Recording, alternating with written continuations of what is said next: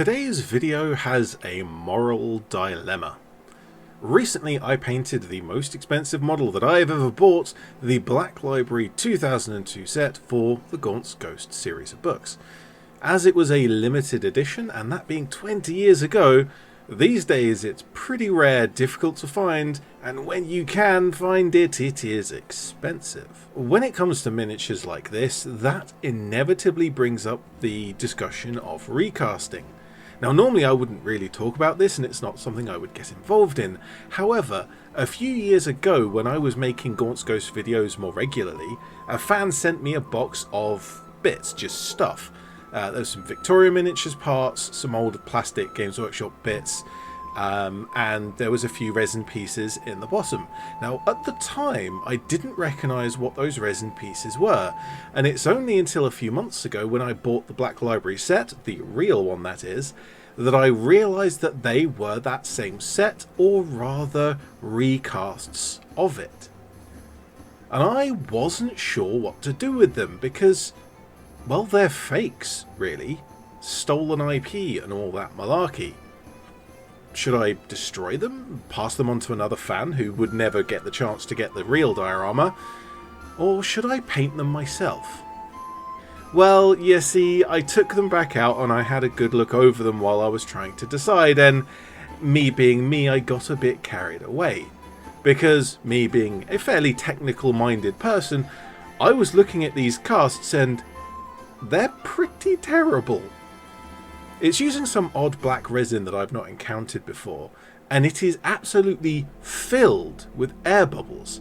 And I instinctively started thinking about how to fix it, because I'm a tinkerer at heart. Bubbles at the end of the cloak or storm coat, that sort of thing is easy to fix by mashing in some Milliput and smoothing it out. Corbec's boot was quite difficult, particularly for me as I'm not that good at sculpting, and one of his boots was entirely lost to a single humongous bubble. That's just how bad these casts are. Well, I tried my best to make a boot-like shape and stuck that on, and I'll probably end up caking that in mud texture when I base them. Now I remember not having Corbec's lasgun, even though it's in the footage here. I just assumed I'd be making my own lasgun for Corbec, and I wanted to emulate the fancy Tanith Kulan pattern lasguns as used by the plastic command set. As a side note, last week I mentioned I lost the metal lasgun, and I forgot to mention specifically that I did find it.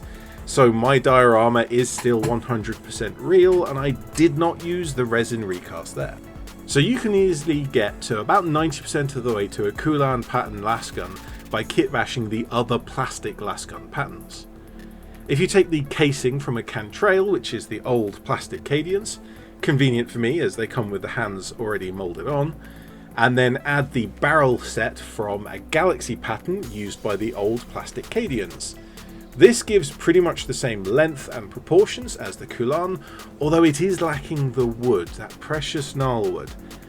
But I'm working with recasts and they really don't deserve any effort of sculpting or kind of carving that wood effect in.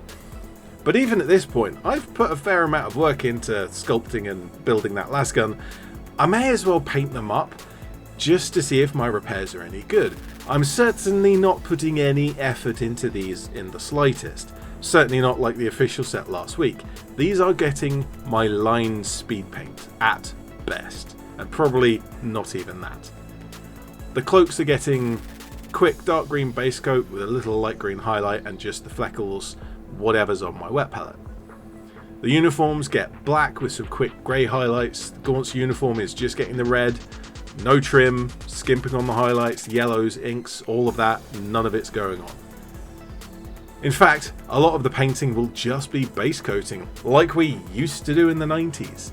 Even the skin is only getting 2 layers, whereas I would usually do kind of 3 to 5 depending on what kind of skin tones I'm going for. And even as I was going, I was finding ever more fails in the casts, but not just from the casting step. You see, any air bubble will try to form a sphere, so any air bubble in the casting stage will form a void of a spherical nature. However, I was finding spheres of resin, not voids of resin. And what that means is there are air bubbles in the mould as well, and those then fill with resin to make these little balls. Strangely, of all of these models, the worst part isn't anything to do with the recasting, but is from the original model that this was cast from. In the diorama set, there is a mould line running down Gaunt's face.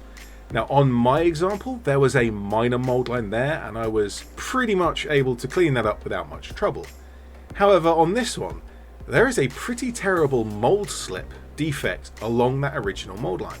And again, that's from the original model, that's not a recasting defect. I'm kind of glad that mine wasn't that bad, and I was able to clean out that mould line pretty well, but wow, if you paid for a limited run model and it came with that defect, I'd be mad, you'd be mad. That's not good.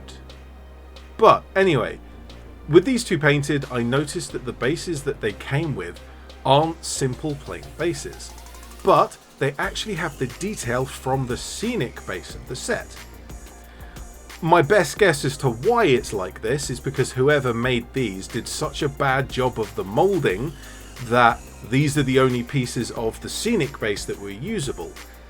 It's actually kind of an interesting idea to embed a base topper of sorts into the cast of a base, and that's something I'll have to look at someday when I'm not dealing with stolen IP.